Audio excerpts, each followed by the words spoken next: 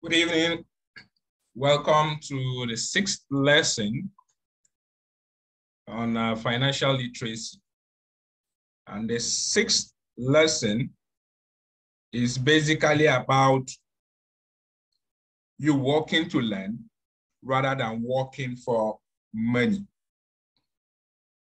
So the principle here is that you should work to learn, don't work for money. You know, job security meant everything to my educated dad, but learning meant everything to my rich dad. So for the poor people, they concentrate more on education, developing themselves, rather than developing their financial options. But as for the rich, they learn because they know that money is in learning. If you check the word learn, you'll find out that there is L. Okay, let's use this one. See the word learn here. There is L-E-A-R-N. You must first apply the one with this L, that is learn. After you've learned, if you remove this L, you will now be left with N. So you must first learn before you can earn. That is how it should be. But a lot of people are taking it the other way around, which they earn before they feel they can learn. Or at times, they feel the learning is no longer important. But that shouldn't be the case. So the hardest part of running a company is managing people. If you are a good leader, you will get shot in. If you are not a good leader, you will get shot in the back, just like they do in business. Job, that word job is an acronym for just over broke. The J there is just, O is over, and then B is broke. So job is an acronym for just over broke. Unfortunately, that applies to millions of people because school does not think financial intelligence is an intelligence. Most workers live within their means. They work and they pay the bills. There is another horrible management theory that goes, workers work hard enough not to be fired, and owners pay just enough so that workers won't quit. And if you look at the pay scales of most companies, again, I would say there is a degree of truth to that statement. The net result is that most workers never get ahead. They do what they have been taught to do, get a secure job. Most workers focus on working for pay and benefits that reward them in short term, but are often disastrous in the long run. Instead, I recommend to young people to seek work for what they will learn more than what they will earn. Look down the road at what skills they want to acquire before choosing a specific profession and before getting trapped in the rat race. So when you are getting started, you have to just consider it very critically. This place that I want to work, am I working there so that I will learn something? Am I learning something that I can develop my business? Or am I just working there to earn money? So that is why you see someone who studied sociology is working in a bank. Definitely, you know that he's not working in a bank because he wants to develop his expertise in banking, but he's just working there in order to earn money. So his passion is not in banking, but he's just there working so that he can earn money. So anything that he will learn about banking will subsequently not be relevant to him in life because he will not even use that knowledge. You traded your time for a knowledge that will not be useful to you. So once people are trapped in the lifelong process of bill paying, they become like those little hamsters running around in those metal wheels. Their little fury legs are spinning furiously.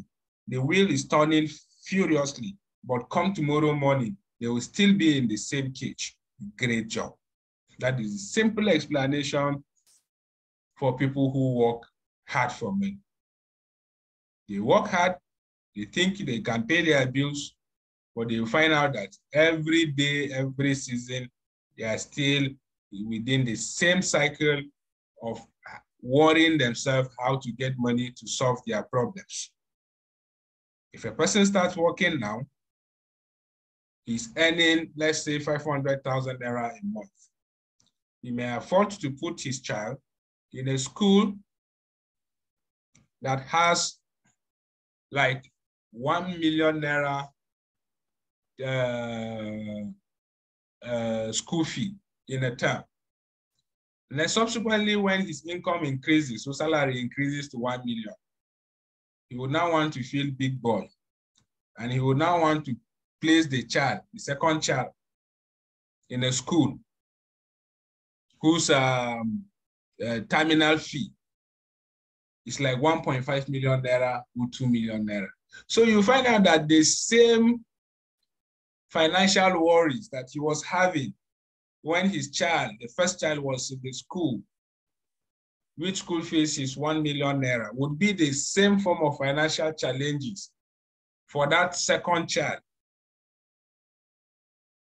Because the more his income increases, the more his expenses increases.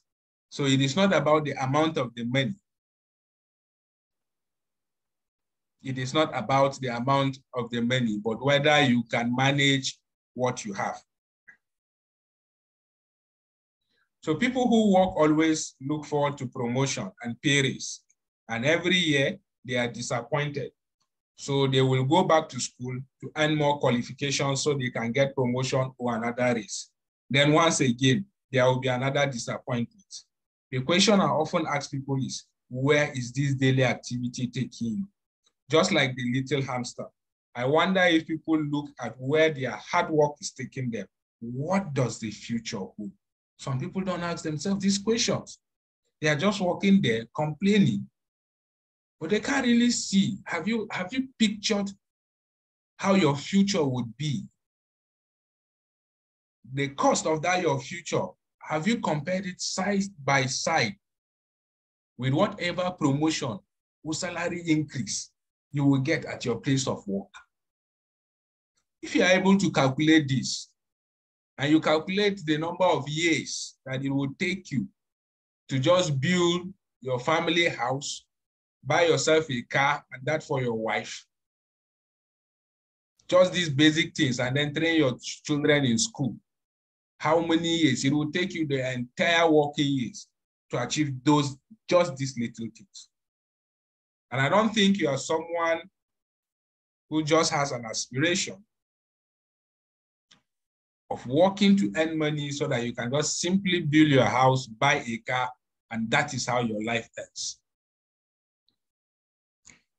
Are workers looking into the future or just until their next paycheck, never questioning where they are headed?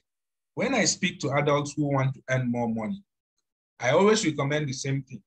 I suggest taking a long view of their life instead of simply working for the money and security, which I admit are important. I suggest they take a second job that will teach them a second skill.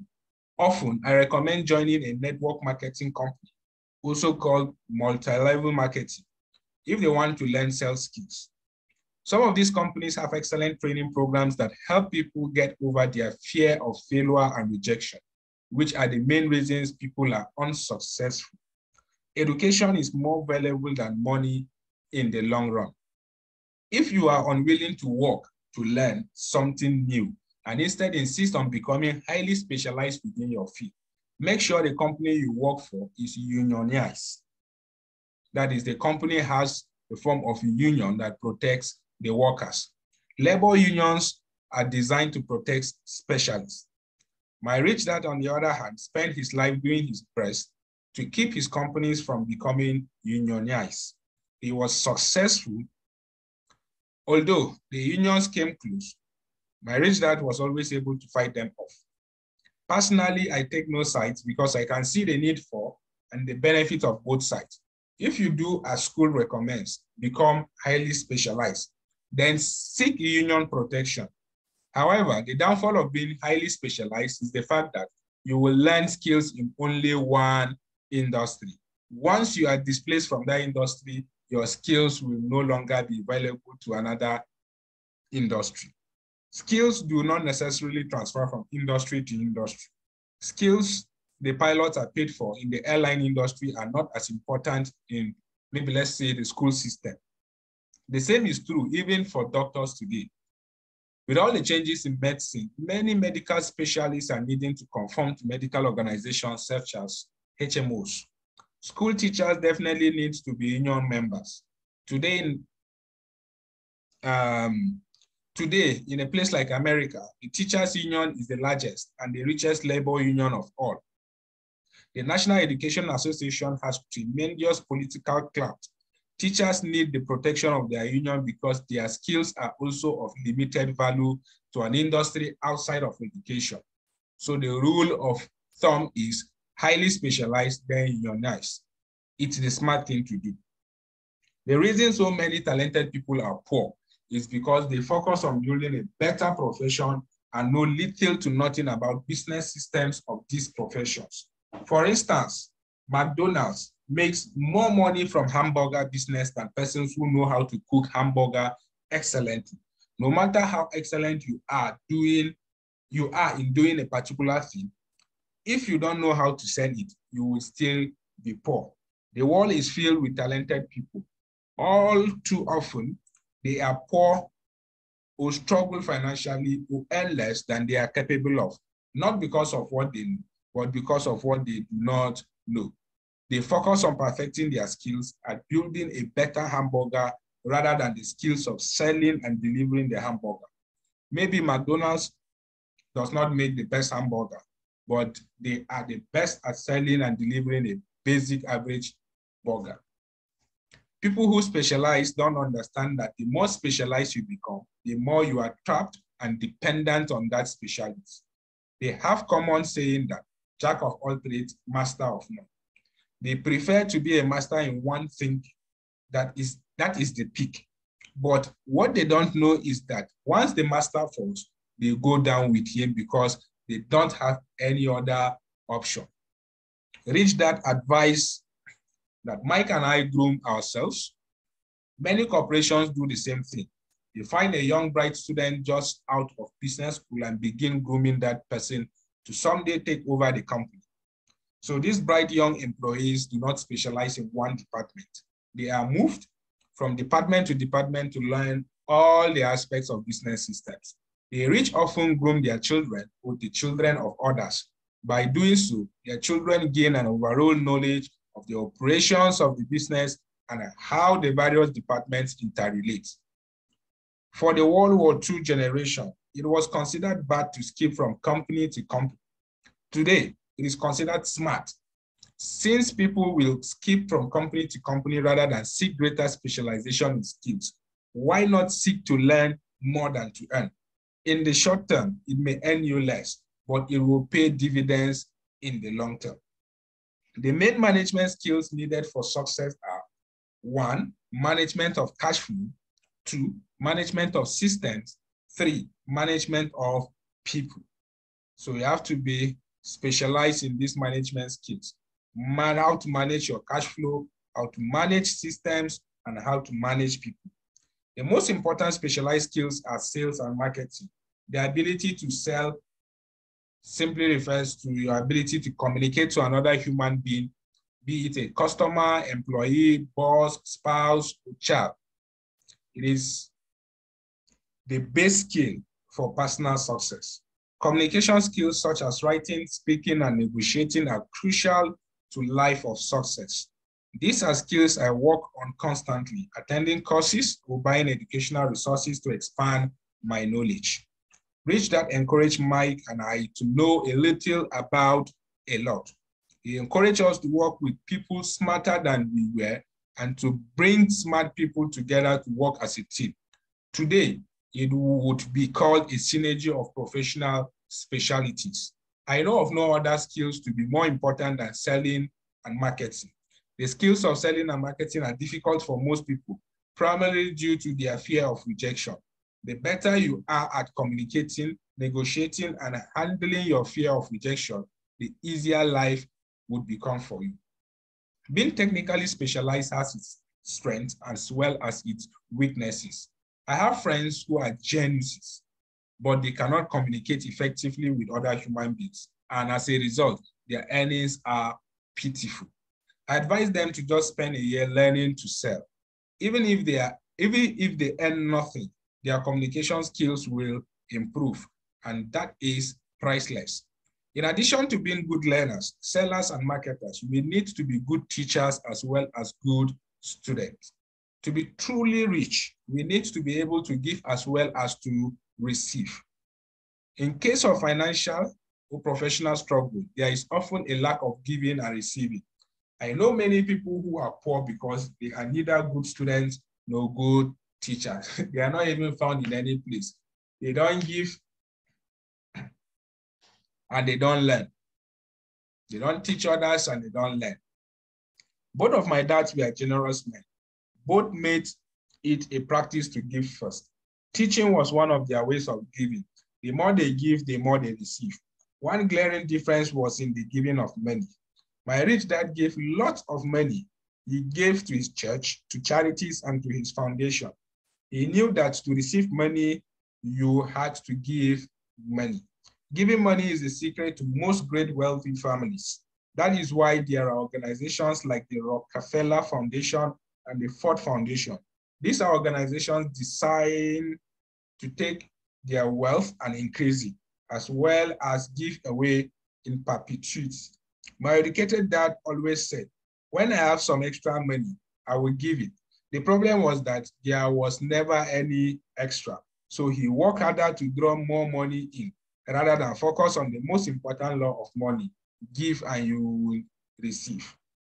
Instead, he believed in receive and then you give. So in conclusion, I became both dads. One part of me is that hardcore capitalist who loves the game of money making money. The other part is a socially responsible teacher who is deeply concerned with this ever-widening gap between the haves and the have-nots. I personally hold the archaic educational system primarily responsible for this growing gap. And with your financial intelligence and your ability to also teach others, I believe that our society will gradually start becoming a better place to be. So this is the end of our lesson on financial literacy, which is lesson 6, about the important concept of working to learn rather than working to earn. That does not mean that at your current place of work, stop collecting salary. That is not what I'm saying. What I'm saying is that your focus should now shift from how much you earn to how much you can learn. So concentrate on learning something from your place of work, which you know will be good in developing your own business. So shift your concentration from money to learning, so that whether you get an increase in pay or whether you get promotion or not, it won't bother you because you are already developing your own wealth. So having said that, although basically, like I told you from the beginning, we have 6 lessons to learn from lesson 1 to lesson 6, which we have concluded today. So as of next week, I would want to briefly discuss how you can get started and some bad habits you can also avoid. So stay tuned and join me next week for the concluding part of our entire training on financial literacy. Thank you.